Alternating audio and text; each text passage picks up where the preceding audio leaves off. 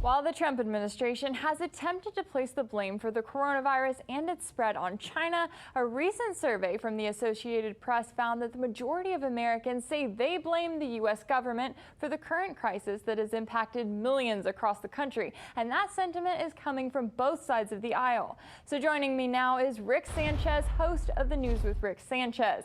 Now, Rick, what does this survey tell us about how Americans actually feel about their government right now? It tells us what I think a lot of us have already figured out, and it's pretty simple. Comparatively speaking, this COVID crisis has not been our finest hour. And that's important because, you know, we want to be nationalists, right? We want to believe in our country. We, like anybody in the world, they want to love their country. They want to say we're number one, but it's hard to say number one. Let's compare this to a football game, and you go to your high school or college game, and it's the fourth quarter, and you're getting beat by 40 points. It's hard to scream, we're number one, when that is going on. And I think, to a certain extent, that's a good comparison of what is going on right now. Let's look at the numbers, first of all. Here's this poll that was conducted, legitimate poll conducted by the University of Chicago, by the way.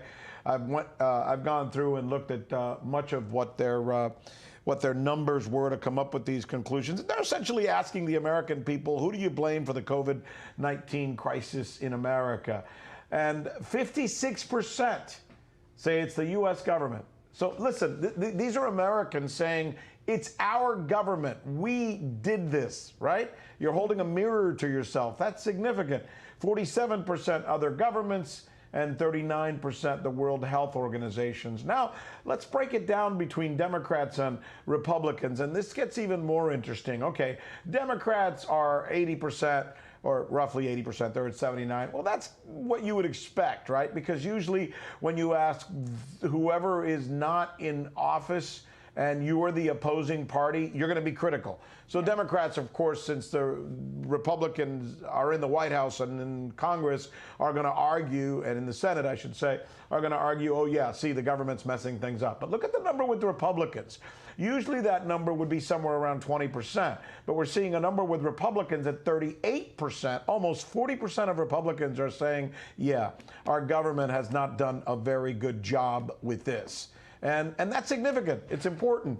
And I think it goes back to just Americans literally coming to grips with the fact, and I said it at the beginning and I'll say it again, this has not been our finest hour, Rachel. Well, and you definitely are seeing frustration there from both sides of the aisle. So how do you see that impacting this upcoming election here? Well, I think where we are right now, it's difficult to tell, but I will tell you this, and I think no matter what politically we hear as a narrative regarding COVID, there are facts out there that are undeniable, and I think Americans are starting to get a grip of what some of those facts are. We've got cases like South Korea, New Zealand, Australia, Vietnam, China. China is where this started.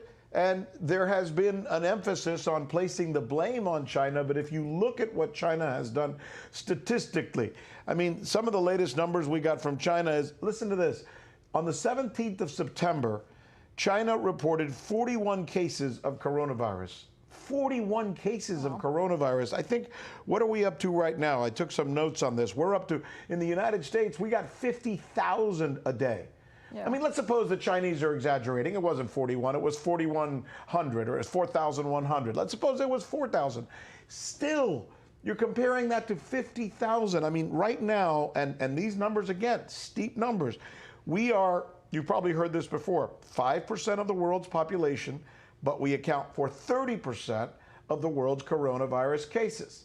And when you look at the protocols, the procedures, the discipline with which other countries dealt with coronavirus by immediately doing the things that were necessary in places like South Korea and Vietnam and China, fact of the matter is they were able to put in procedures and protocols and systems that worked, and somehow we were not.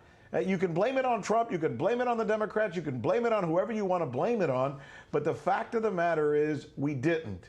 And politically, there are those who will always point to the fact that we just happen to have a Republican in the White House, and the Democrats are going to use that against him, and they're going to use that against the Senate as well, alleging that they're in charge. Will that likely have an effect on this, on the presidential race? Well, you certainly would think it will. And right now, the way the polls are showing things are going, it seems to be a big point of emphasis for most Americans. I mean, that's just the way it is. Well, this absolutely is something that is being felt by Americans across the country, no matter your political affiliation, no matter who you support. This is something that is hurting them in a number of ways when we're talking about unemployment, when we're talking about housing, and basically every part of Americans' lives. We're going to have to leave it right there, but Rick Sanchez, thank you so much for your time.